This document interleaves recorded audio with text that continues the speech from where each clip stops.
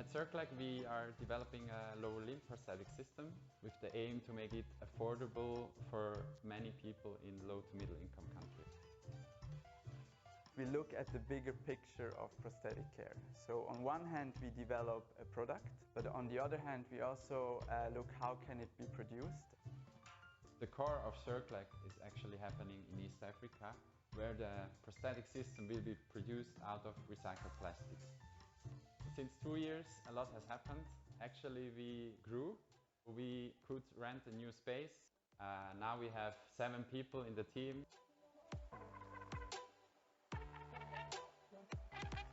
The Circlec is a mechanical prosthesis that consists of a foot assembly, a leg pillar, and a knee assembly. We have a lot of user requirements to make sure that the prosthesis is easy to walk with, but also mechanical requirements which make sure that the leg is strong enough.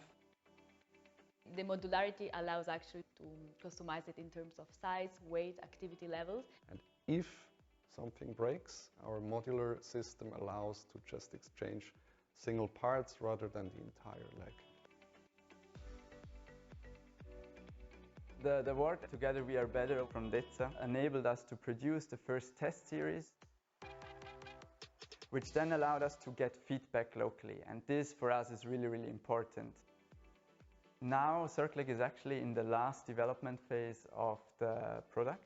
So meaning that we're just one step before the market entry. And next summer we will go to East Africa again to test the prototypes for a longer time, to then get the confirmation that the product is ready for the market. For us, it's always wonderful to see people walking with the Circlec. To see the reaction of the people, it changes actually everything.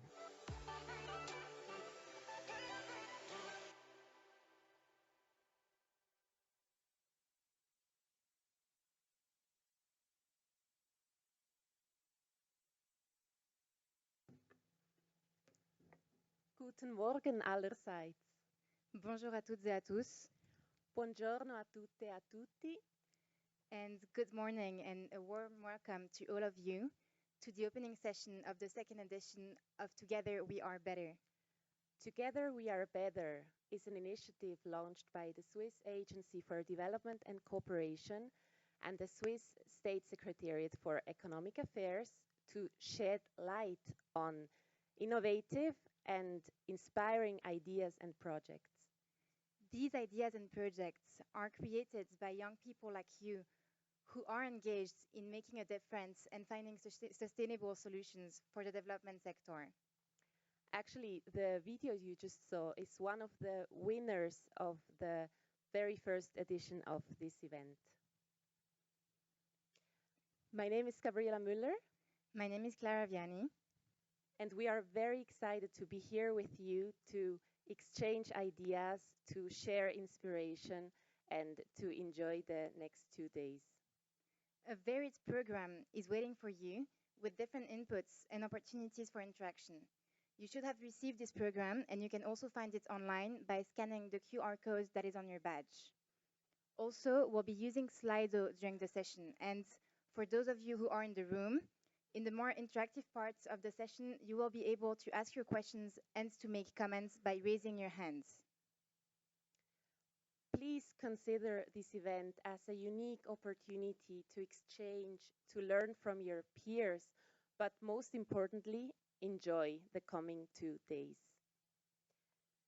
So this slide, I see it on my screen, is not supposed to be very beautiful, and we actually created it in the very last minute, but it is to show you the entirety of projects that were submitted by all of you, but also by people that are not here with us. They are joining online or not joining at all, but it is just to show you that even though we categorize the projects in 4 broad domains, these domains are interconnected. Also, the topics that you are working on, climate change and education, climate change and health, they all influence each other. And this is how the SDGs need to be tackled in a systemic way. And Thinking internationally, project countries are as varied as coming from Sri Lanka to Colombia, Uganda, or Southeast Asia. Also, we would like to remind you to take these events as a learning opportunity, to learn from each other, to get inspired by your peers, to engage with each other, to ask questions, to provide feedback to others, or ask for feedback, and more importantly, just enjoy and learn. And with this, we would like to welcome Thomas Gass, Ambassador and Head of Department for South Cooperation at the Federal Department of Foreign Affairs, FDFA, and Massimo Bloch, who is Program Manager in the area of private sector development at the SECO. Welcome.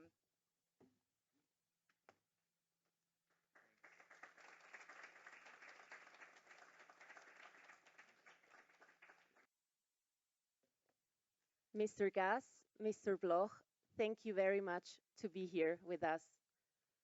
To kick off this session, we have prepared a few questions.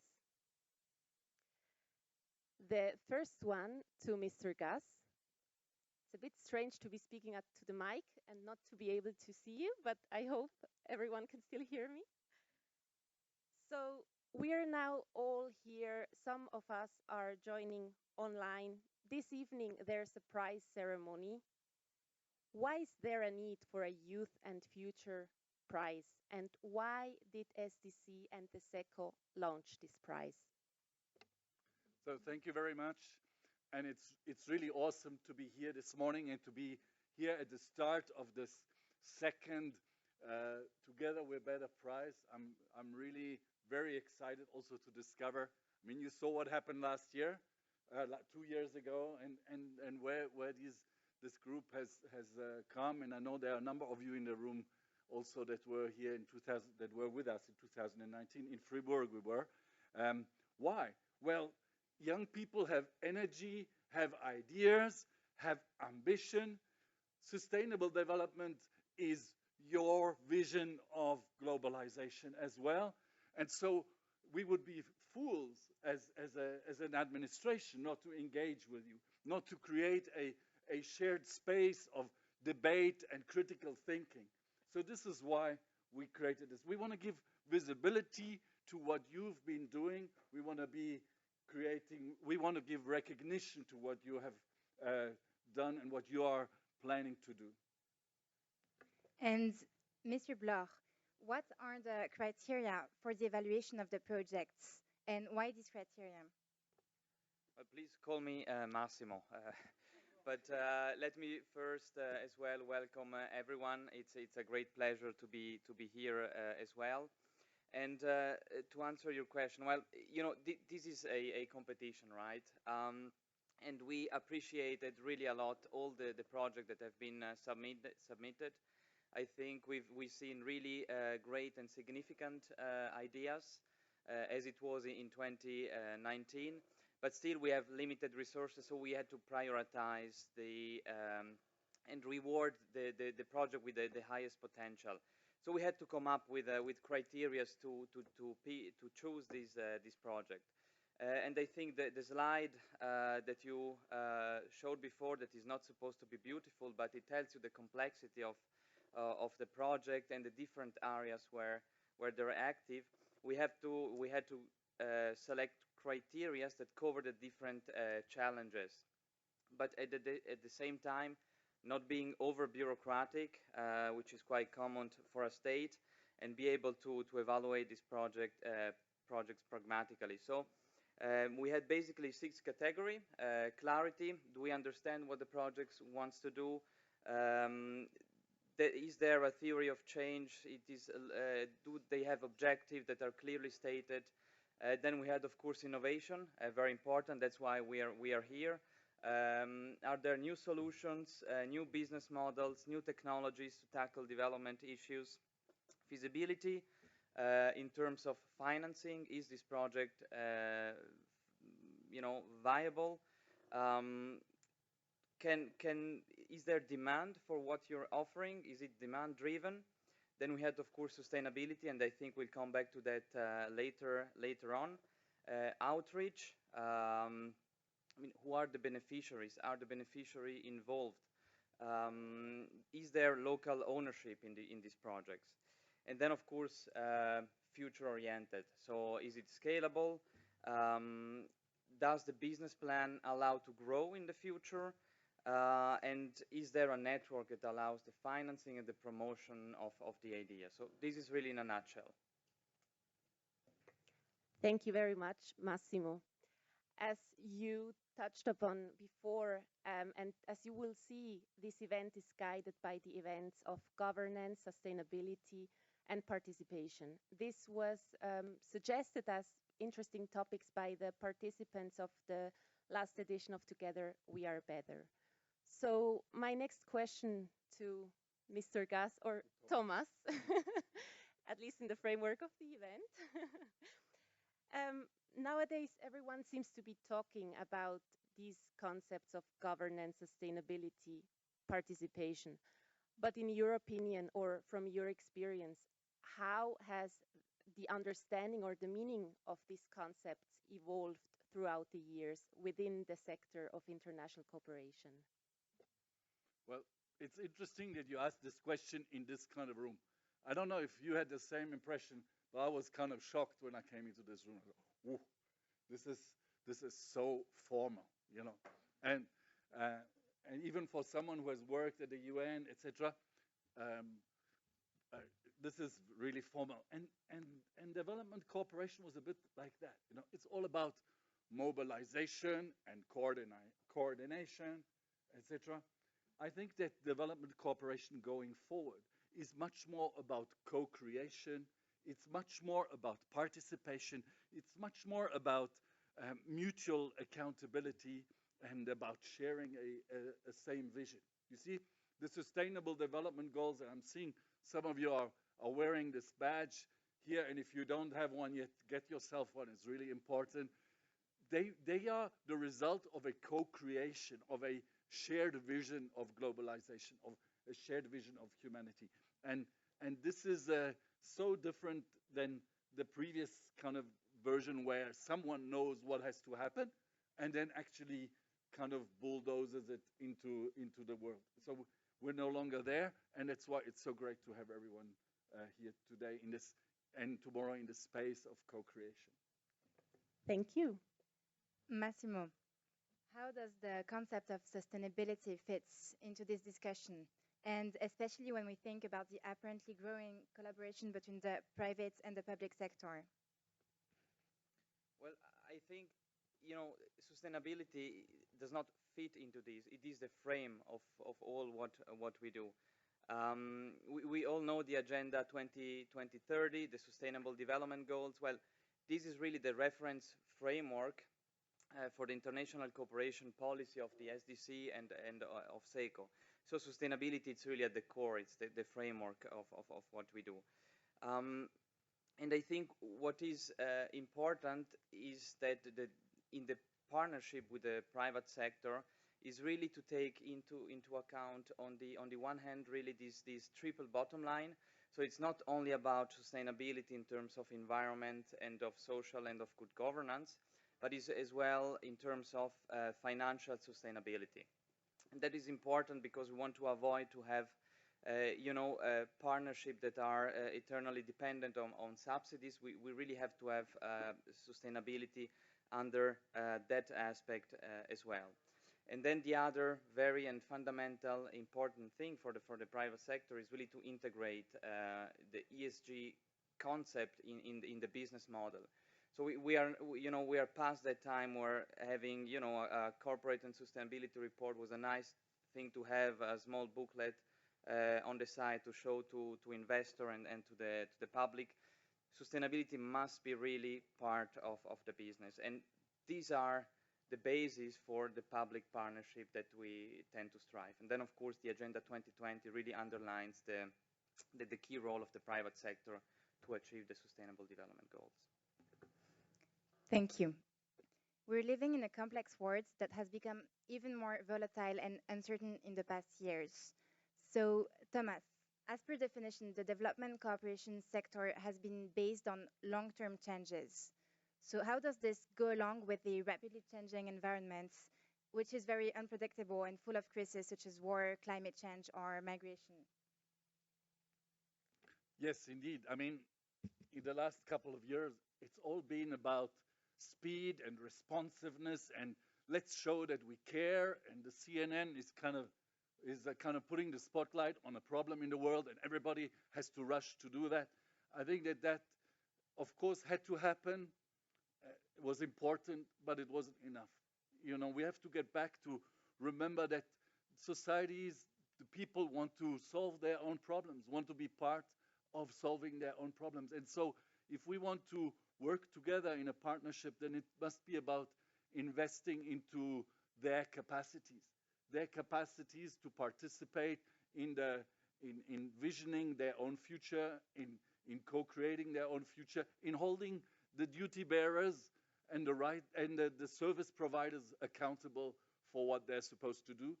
And that's a lot of work. But if we don't do that, then we'll be just putting band-aids on problems one after the other. Thank you very much, Thomas. One more question to you, Massimo. If you hear all this, what's the image or the position the private sector can take in this discussion? In my head, the private sector was always the bad guys. Well, then you have to change your mind.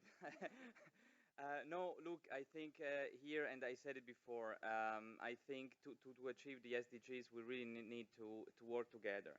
And the private sector is in many spaces a leader in the SDGs. So there has already been partially this change of mind. What I think we have to really find is these in the public-private partnership is this win-win situation, meaning, you know, on the one hand, we have to make sure that we collaborate and we have the same mindset towards sustainable development goals. So we need to achieve development impact. And on the other hand, for the private sector, we also have to find business solutions that are viable and that push the private sector to continue. And there are many examples: microfinance, solar. You know, those are all examples where you really achieve a good, but you have as well a business case, a business solution. And I think this is really as well the basics for SECO to work with the private sector, is to having this cooperation and this engagement in the framework of the Sustainable Development Goals. Thank you very much. And maybe to conclude, we have a question to both of you. When looking at this audience full of enthusiastic young people with innovative ideas, why is their engagement so important in international cooperation? Should I start? I mean, first of all, your engagement in international cooperation is so important because Switzerland is not an island. You can see, I'm a coffee addict, I admit. I can sit on the side of the lake and sip my espresso and think that the world is all perfect and not realize that I've just drunk 140 liters of water from somewhere else in the world. And you see, we're so interconnected. So it's your time to get involved. And the Sustainable Development Goals are a declaration of interdependence. So let's do it. Okay, look, when you first sent me the question, I saw I had only 3 words, and for me that was the most difficult part because I like to talk. But so I framed that in this context. So why is it this Together We Are Better is so important in 3 words? I think the first one is definitely innovation. I've seen most of the projects that have been submitted. Those are very significant and innovative ideas. So that is why it's so important to engage with you, which we can say it's probably not the typical international cooperation partner we have, but we want to build more partnership as well with you. Then it's future. I mean, you are the future of the implementation of international cooperation and development. You have ideas that can help to have a better future. And then it as well, you know, this sense of urgency. So we cannot sit and wait anymore. We have to act now, and I think most of the ideas that you proposed are solutions that tackle a problem that matters now and that can help in the long run to achieve or contribute achieving the SDGs. Thank you very much. I think they will now remove the coffee from the buffet. So you will have to drink water. Thank you very much, Massimo and Thomas, for sharing your insights and for being with us here today. Thank you very much.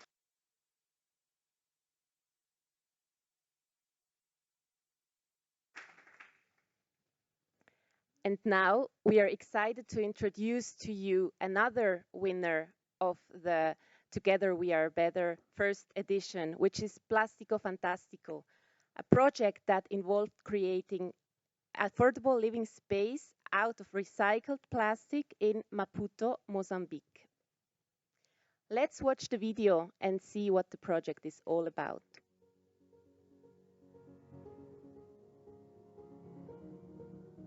With Plastico Fantastico, we collect plastic waste in Maputo in Mozambique.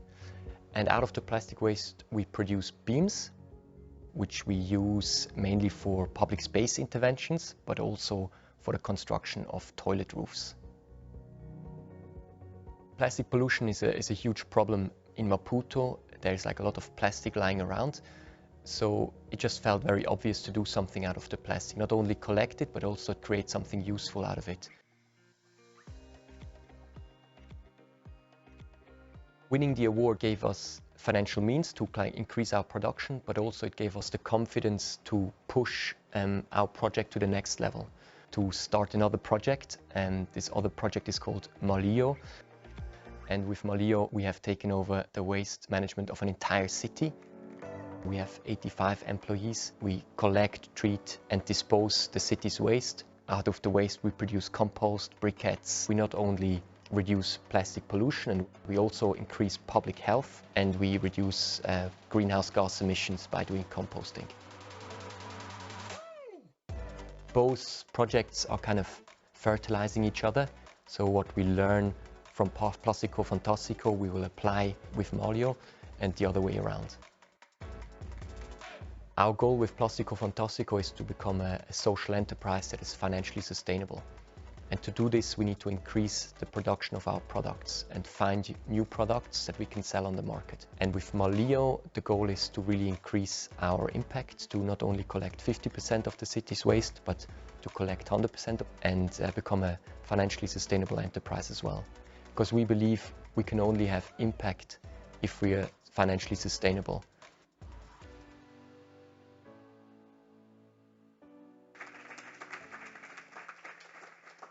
Now, we're very happy to welcome with us Geneviève Federspiel from the Swiss Agency for Development and Cooperation.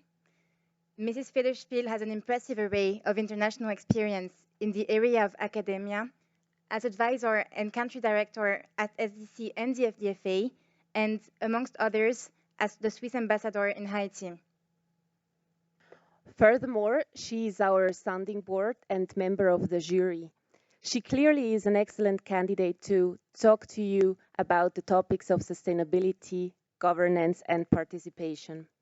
You will be able to use Slido during the interactive parts of this session whenever asked to do so, and just know that the code will always remain the same. Thank you very much, Gabriela, for these very kind introductions and words. During the next 15 minutes, it's really your time. We will discuss the question which Thomas and Massimo already mentioned, is about sustainability. What does it mean, sustainability? Because it's one of the words we use all the time, but what does it mean? What does it mean for you? And we will discuss about ownership and participation. Thomas also mentioned it. It's so key. And often in our business, we say it's not so much only what we do, but how we do it. And I think that's a very important statement. How we work is sometimes even more important than what we do. Doesn't mean that what we do isn't important, but if the how it doesn't function, then we often don't have sustainability. So we will start with the group work. I hope it will work. This is the first challenge we will have this morning.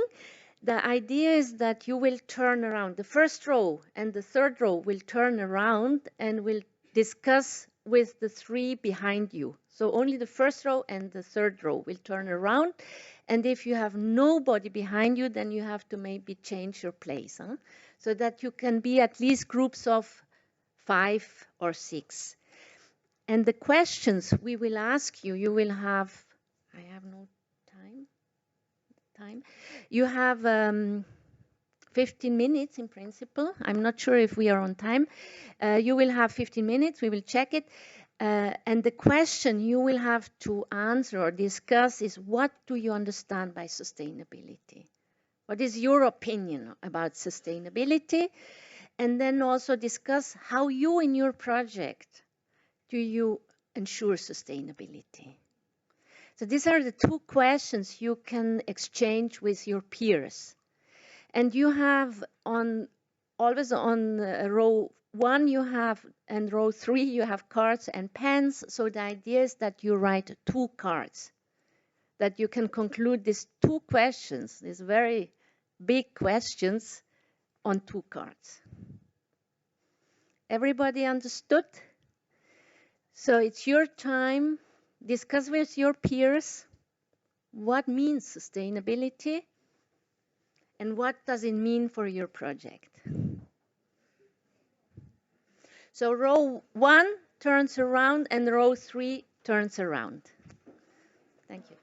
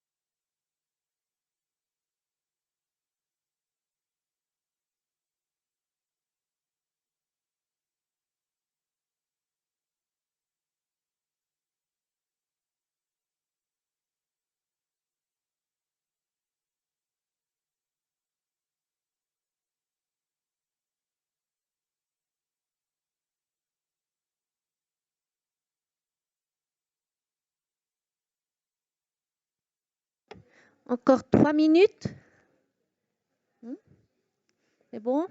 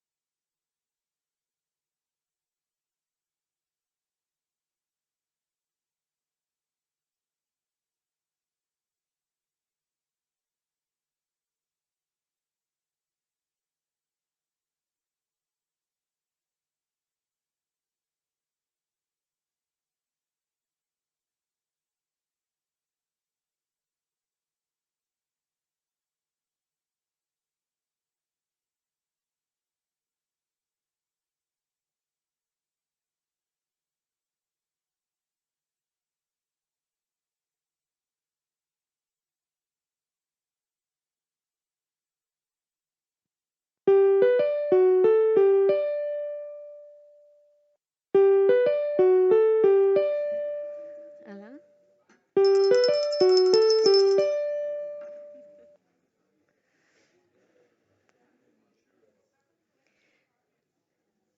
Okay. Are we ready?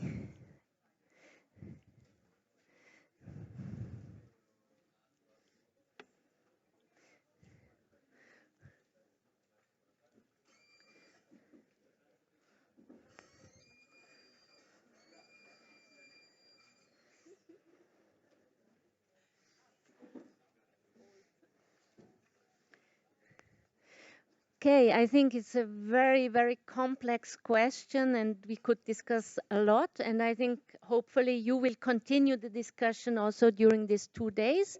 And hopefully you will also continue this discussion in your own projects.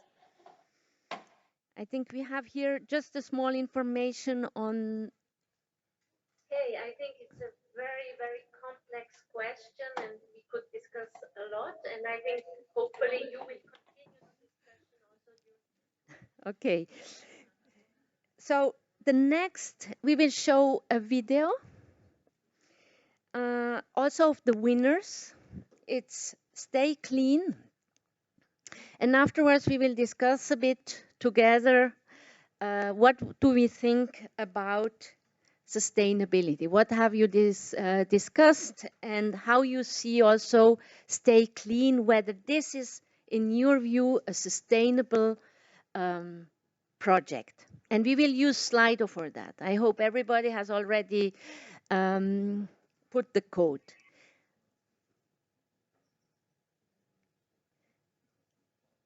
So let's see the film.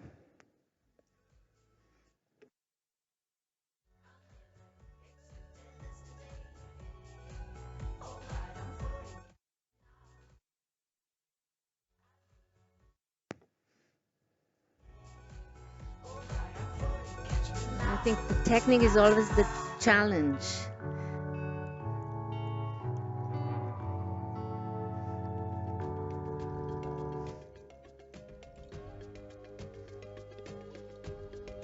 Le but de Stay Clean, c'est de répondre à une problématique qui se passe à Kinshasa, qui rentre dans la problématique de la précarité sanitaire, qui est la défécation à l'air libre.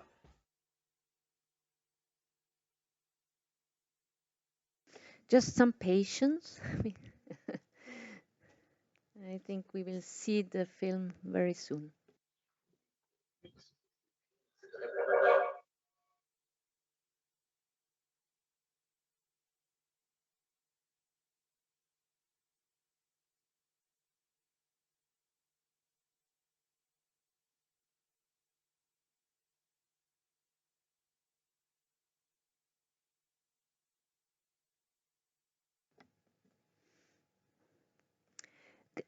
Do you show the film?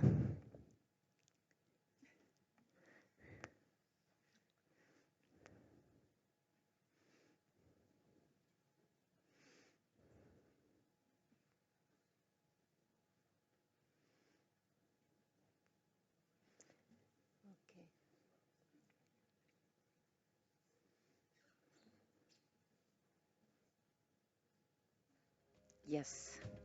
So look at it with the idea of sustainability. Hein? Le but de Stay Clean, c'est de répondre à une problématique qui se passe à Kinshasa, qui rentre dans la problématique de la précarité sanitaire, qui est la défécation à l'air libre. Et notre objectif, c'est de construire des blocs sanitaires, principalement dans les marchés de la ville de Kinshasa. Nous sommes dans la concrétisation d'un magnifique bloc sanitaire qui est en train de se finaliser. C'est dans la commune de Ngaba qu'on a commencé à construire notre bloc sanitaire.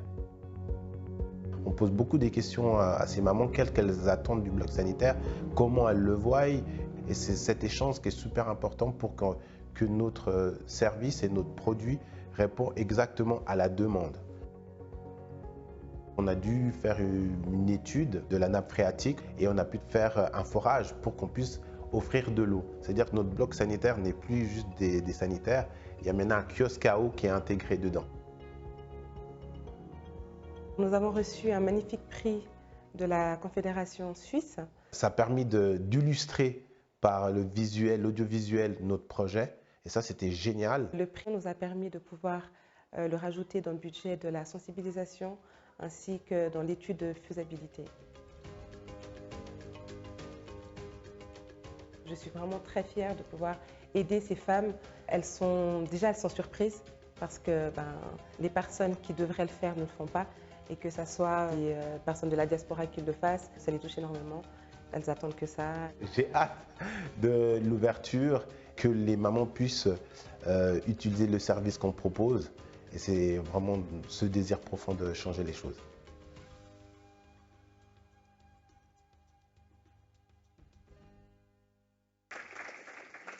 Merci beaucoup. Je crois qu'il n'y a personne ici de Stay Clean. English, maybe. Sorry. I think nobody's here from Stay Clean, isn't it? Yeah. So I will ask you, what do you think about just this short view of this project and in link with what you have discussed? I mean, what is a bit your takeaway of this sustainability? Anybody wants to start? Also, what you have discussed, huh? Somebody has to start. Please, don't be shy. Here it's interesting. Yes, we see the Slido. So most of you have said 3 out of 5. Okay, please. Yes, I gave 3. Please say your name and also your project because we want to know each other a bit. Okay, I'm Julian Salazar, Julian, from the project Libitum Solar Energy for Hospitals in Colombia. For me, I put 3 because I see the sustainability for the social dimension of the sustainability, also the environmental. But for me, the economical, financial sustainability wasn't so clear. How they're financing themselves.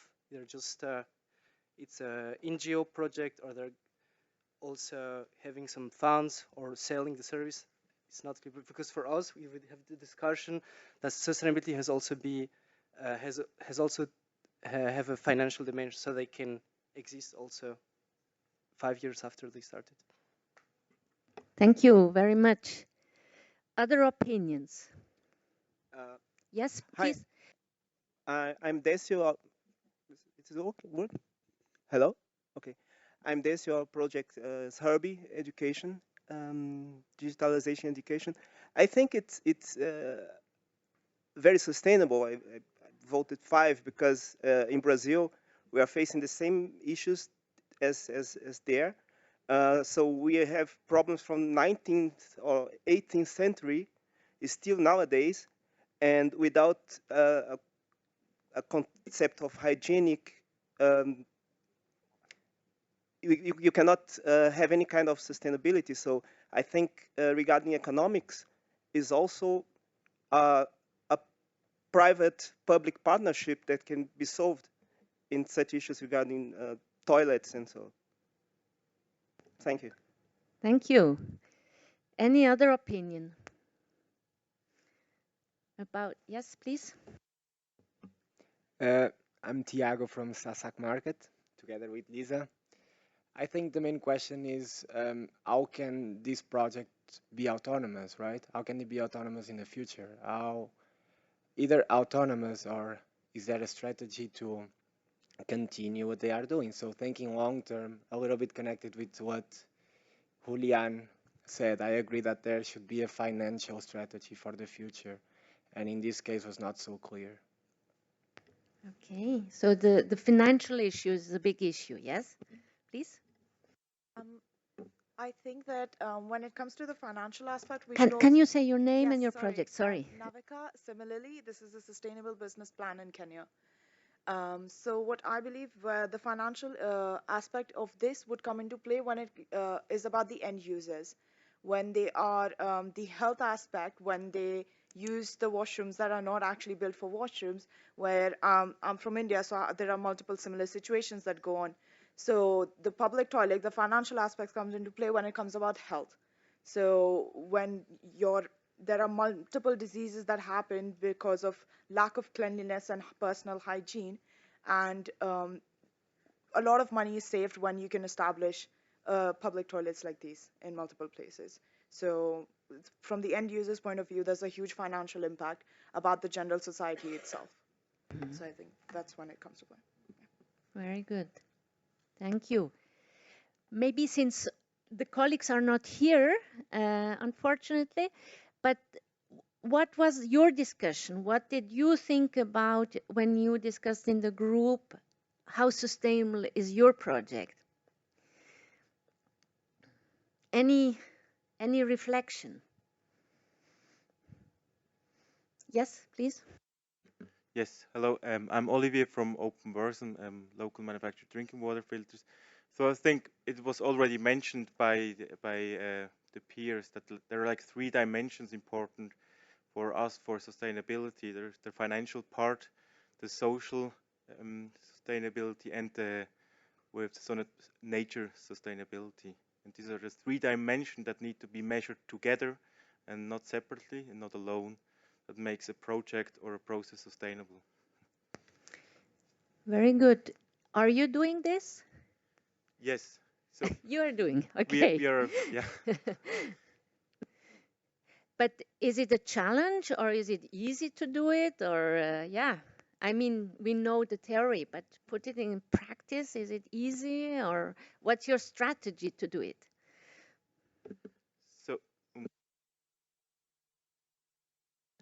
So I think for us, the main challenge, the hurdles are still the financial part, because how do you, we discussed this in our group too, how do you measure social and environmental impact and then relate it to the financial, because the numbers, the financial numbers are normally the ones that matter for most of people.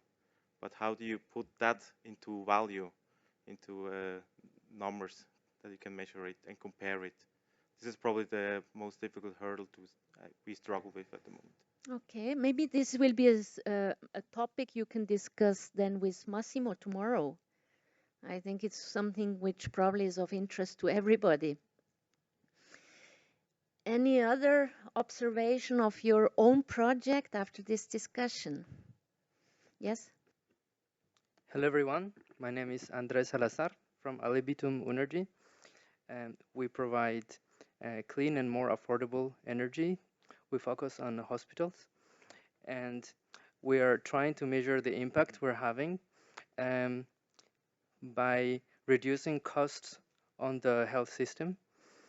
And this has been very challenging because it's very difficult to, as external company, to give guidelines, for example, how this money that is saved should be used in a hospital, and also to get the information from them to know what is actually the social impact we're having in order to communicate it to our investors.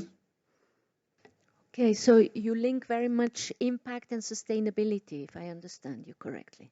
So not only sustainable ecological projects from the point of view that solar energy produces less CO2, we avoid production of CO2, but also the financial part of the hospitals, that they save money and that they could use to pay doctors or intensive care units. And we would like to give numbers to the investors. Okay, with this money that you invested, not only you made a profit for yourself, you avoided that amount of CO2, but for example, with this money we could pay those many doctors, or the hospitals in this case could use this money for that they saved, because they pay for cheaper energy. Okay, thank you.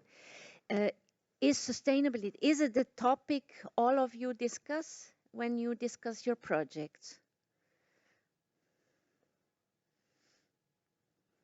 I don't see so much noddings. Yes.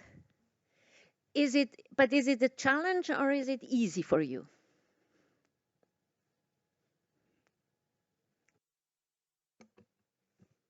Hello, so I'm Nina Suko, and I'm from Step Into Action, an association that empowers youth to become active citizens. So I'm not sure if I understood the question, but I'm understanding it as if it's easy to apply sustainably within our association. And I see two difficulties, and that I hear also within other projects.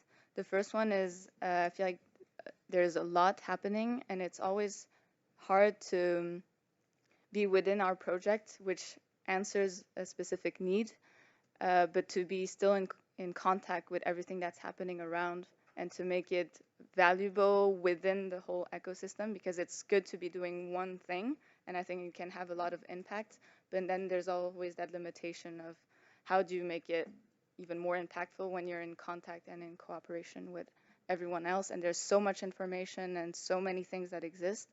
I feel like often I myself get lost within that. So I think that's one challenge, and the other one I was thinking about is the financial stability that we've already talked about. We are in an association, so the difficulty is that we have fundraisers from outside. We don't have like a marketing system, and I feel like for the nonprofit world, it's always very difficult to continuously have impact when we're always limited by that factor. And it's a constant conversation within the group of how to do it differently, and I feel like we never really find a better way. So those are my 2 points. Thank you. Thank you very much. I think many share what you are saying. So I would like to change the topic, which is also linked to sustainability. It's about participation and ownership. Who owns the project? Who is in the driver's seat? And how we ensure participation. For this, we would like to show a video. If it works. Yes. Also a winner from 2019. In India, there is more than 90% of the e-waste is handled by the informal micro-entrepreneurs. And they do this in a very unsafe environment, and that also creates a lot of environmental pollution. And often these people don't have access to the necessary funding or infrastructure to really upgrade their skill level and upgrade their operations into a professional setting. Ecowork is a startup where we try to adapt the concept of co-working spaces for the informal sector in e-waste management. You can come to our space with your material, and we give you the environment to grow and to treat this material appropriately and accordingly also earn more money from it. We were lucky to win the Together We Are Better prize. It really gave us a lot of credibility and also belief that our idea was actually viable and doable. Winning a prize always is a good way to show people that you gain some recognition. We are now, I would say, completing sort of the preparation, and now it's really going into the implementation phase. We have now identified the location and are really close to signing the rental deal. Once this is done, we are really looking forward to build out and then design the space. That would mean that in the next month we set up the facility. There's still some construction work to do, and then hopefully in maybe 2 or 3 months we will be ready to take the facility into operations.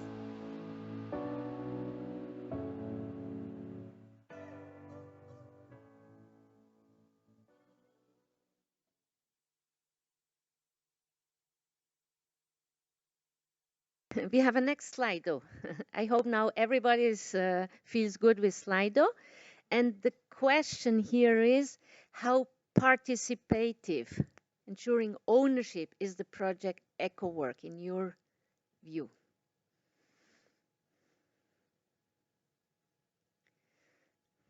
Everybody feels comfortable with Slido? Not everybody.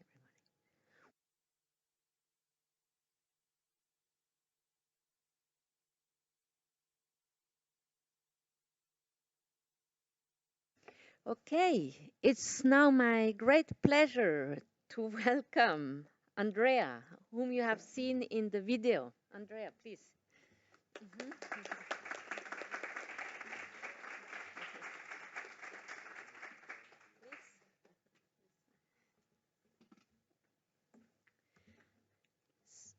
So maybe, Andrea, you just present yourself first before we discuss about your evaluations. Yes, thank you, and thank you very much for having me here, and another opportunity to be at the Together We Are Better competition. I'm Andrea, or short Dea as a nickname. I have started with Ecowork almost 3 or even 4 years ago, when I was actually working in India. So the project, the idea has been developed basically from one of our team members, and he convinced us that this is really a great idea, and we started that together. So it's not just me and Mike that you could see in the video, but it's also people from India who are on the team. But unfortunately, they could not be in the video. But you've seen them in the pictures as well. Thank you so much. So you got a 4, which is quite good, no? Yes, thanks for that. Why you think they gave you a 4? You just mentioned it, but how you think your program is really participative, the ownership is clear. Maybe you can give us some insights. And I think it's important to know that you just came back from India, so you are really basically fresh with information on that. Yes, there are tons of informations actually, and maybe just as a very great news, I can also confirm that what we said in the video, that we are close to sign the lease agreement. So we have signed it. I've seen the facility. It's almost 2,000 square meters big, and it's huge. It's still not yet operational because things just take ages, I tell you. But realistically, we take it into operation in July or August. Coming back to your questions, why we got a 4, I assume because it's a very short video, and it never is able to tell you all about what we do and what Ecowork is about.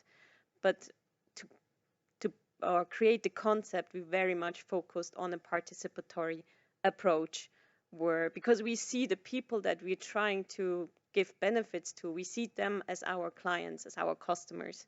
So we need to know also, what do they need? What is it that they wish? Keeping in mind the sustainability aspects that we want to achieve as a group as well. But in the end, you need to have your clients using it. So you need to understand. It's basically also kind of a market research as well, to understand what is it that they aspire, what is it that is required to achieve the change that you want to want to have. And I guess on the video you saw a lot of like the workshops that we did, the community work that we do, and I guess that's why we also got the 4. Excellent. I'm sure many of you have plenty of questions. Who want to start? Because I think it's a very exciting project, and it also discusses, you have issues of sustainability, you have questions of participation, of ownership, or other questions. Yes, please.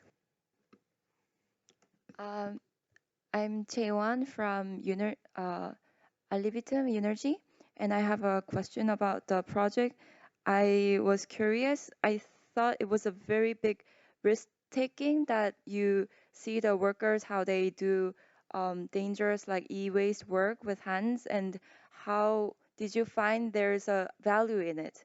What if you give this nice facility but they cannot bring back the value you gave to them? So and how do the people using this facility give it back to you? So those are kind of my questions. How is it sustainable in that terms? Okay, I'm not quite sure if I understand your question. So you're speaking about the monetary returns for the dismantlers, or like how we get, or how we profit from them?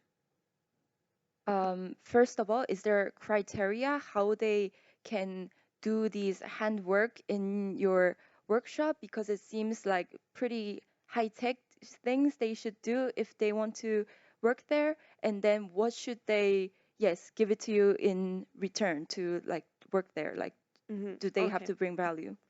So there are guidelines how you should do e-waste dismantling, like official guidelines in India. And there are also like norms and standards that we apply worldwide. I also work on e-waste issues here in Switzerland. So we have rules that we will apply that you need to follow in our facility. We will instruct them, we will train them. One thing, or very important actually, why we even set up this facility is that we provide them with the safe work environment. So just simple things like having a table you can work on, having proper light. Like in India, you need to have a ventilation system, kind of a suction hub to take out the air and dust. So we we make sure that this is in line with the requirements and international standards and train them accordingly. Now, we see them again as our clients, so we expect them to pay for coming to our space. So we need to provide them sufficient incentives that they're interested in coming to us. So our value, our business model is also based on creating profits based on our clients who are also our target beneficiaries. And of course, we also aim to gain different income streams, kind of diversify the income. So we are very much looking into different options, how we can secure the finances also in our business.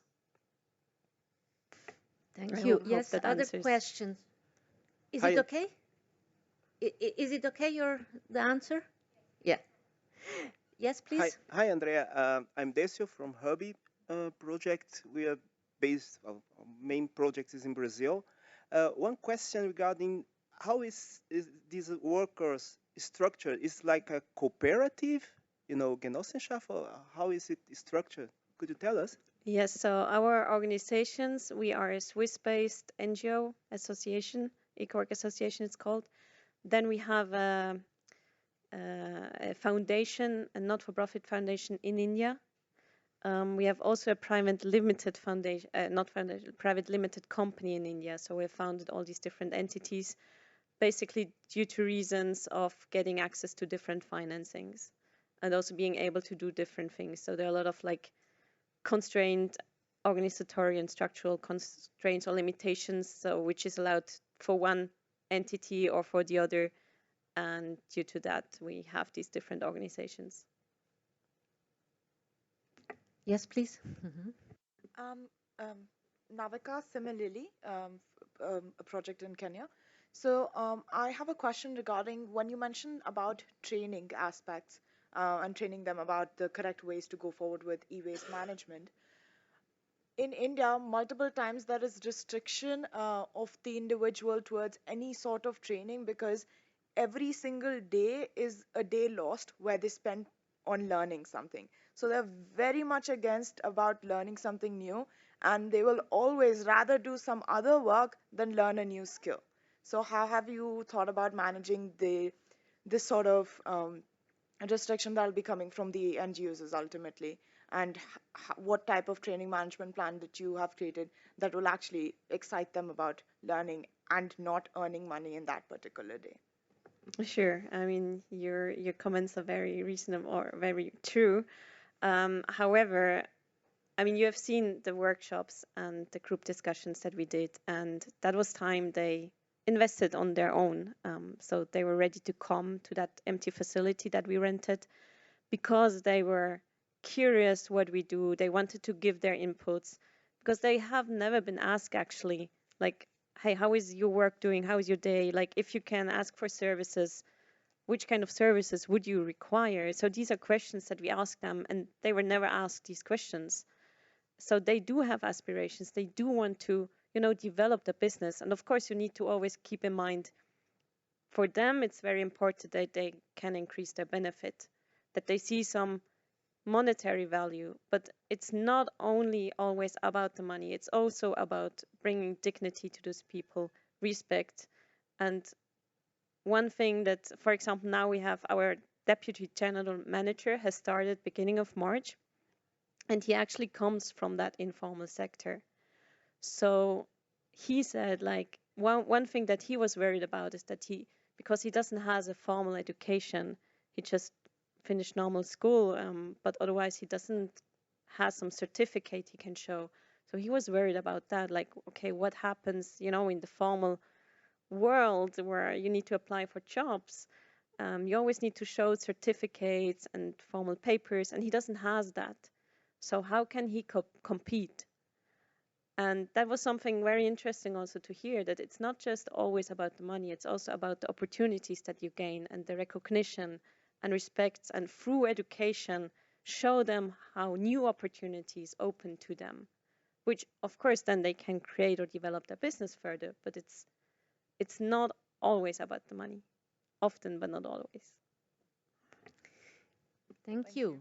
Any other questions to Andrea? Yes, it seems. Hi, Tiago once again. I think most of us start our projects probably exactly the same way you just mentioned, with values, with the will to help, with the goal of doing something better, right? But often there's a moment that you need to think a little bit about these questions, like, where do you get your money from? Where are you profitable or not? You start to look at Excel sheets and balance sheets, and that's often when things start to get a bit, whoa, I didn't sign up for this, right? Or maybe you did, I don't know.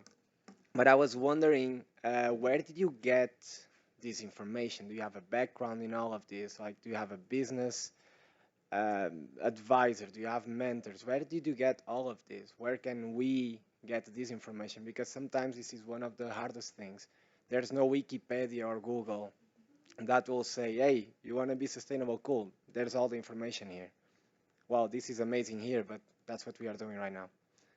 So you're asking about the data to create the business plan? Well, yeah, Excel stuff. Well, yes, I can tell you lots about that, and I can very much relate to it. But I mean, and I guess you are all in the same positions as I am, as we are all or have been to some point. And yes, we are still like having this huge Excel file, and we add numbers, we correct numbers, we add a lot of points on expenses that we didn't expect to come up. And there are lots of surprises, especially in like countries you're still, I mean, I'm a foreigner, I grew up in Switzerland, and a lot of things I'm not aware, but great to have an international team that helps. So, but collecting information, you ask a lot of people. You make your own assumptions, and I have founded a zero waste shop in Switzerland, so I knew before, I had some ideas on kind of like what you need to expect, how do you set up business plan. So that experience helped me already to be kind of, to know that even you create a plan, it's needed that you have a business plan, things will turn out differently. Don't expect it to have to follow your plan, but having a plan is important, but expect that things will change. And you just continuously improve your plan, your numbers, etc. And do networking, ask people. I'm fortunate that I'm working also on electronic waste issues here in Switzerland at EMPA, in projects in Switzerland, but also internationally. So I have access to huge networks and people there. And I ask a lot of questions, and sometimes they're super stupid, or I feel they are super stupid. You should know that. Now you've been working so many years already on that topic, and you're still asking that question. But I think it's important to, if you're not sure, just ask. And it's always a bit different. You always get new insights. And at the end, often they're also, like I figured out, often no one knows actually. And there's also area that no one can help you. And you just need to find ways on making your estimations. And yeah, then you make this insecurity or uncertainty add up, just to be on the more conservative scenario or realistic scenario, kind of making these things. And yeah, be just open and keep going, continue your plan and your idea. And yeah, you're going to be the first one finding out a lot of things in data, because there's nothing like your projects already exist out there. And I guess that's also what's called innovation and entrepreneurs with new ideas. Thank you. I think that was a very important insight. Tomorrow with Massimo, you will also discuss a bit these issues which you are addressing, because from last time we knew that is really something burning, and maybe certain answers will come out of that session. Maybe a last question? I think you had one, yes? Hello, I'm Stefan from Kilakitu Fresh. We are an association in Switzerland which sends local Swiss carpenters to Zanzibar, where we repair, fix broken school infrastructure together with local people. In Zanzibar. Try to get my question right. My thought was you're building a fabric, or how do you call it? Facility? Facility, yes.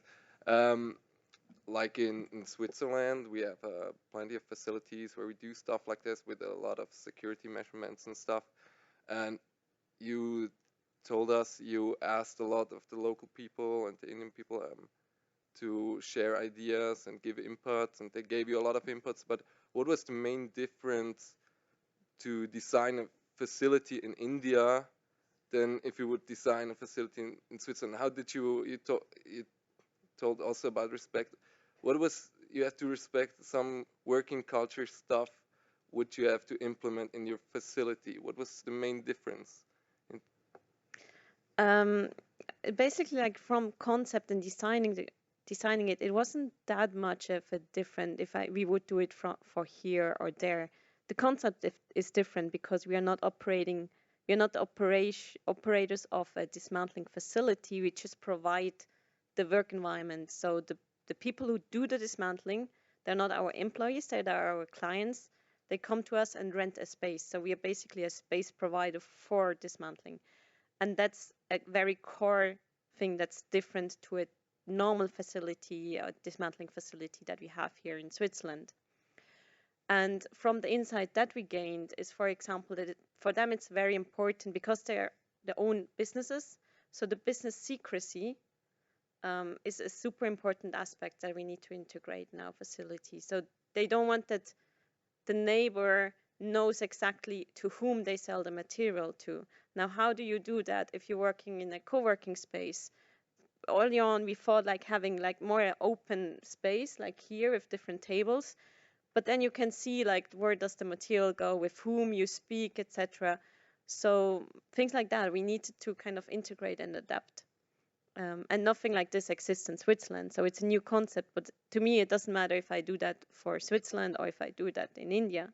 It's just a different concept. Now, when it comes to like the differences between Switzerland and India, waste management is often done by minority groups, and in India, it's mostly the Muslims who do that. And you need to take into account, okay, what do they need then? And we were thinking, okay, having a prayer room, for example, inside the facility, and that would be something that I would not put in a facility here in Switzerland. But things like that, you need to, you need to find out, and you do that only through participation and inclusiveness. Thank you so much. Time is running. 50 minutes for two big topics: sustainability, ownership, participation. It's very short, but I think the next 2 days is also the time to exchange, to learn about how you do it, how you ensure sustainability, how you ensure participation, etc. So I think it was just a start. And before we close this session, we would like to make a final Slido on what is your take-home message of this 50 minutes.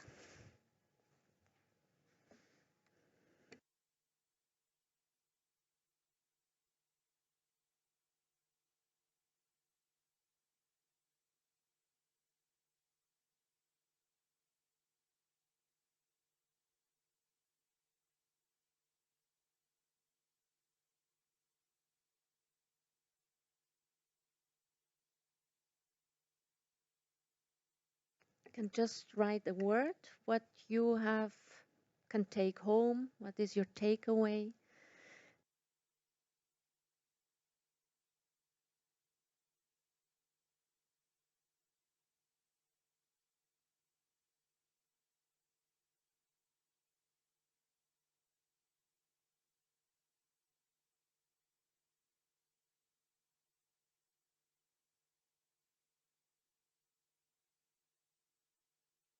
Still a few who are writing. I would like to thank Andrea from my side, and thank you very much for your participation, and I hope you are now fully inspired to get into these 2 days. Thank you very much.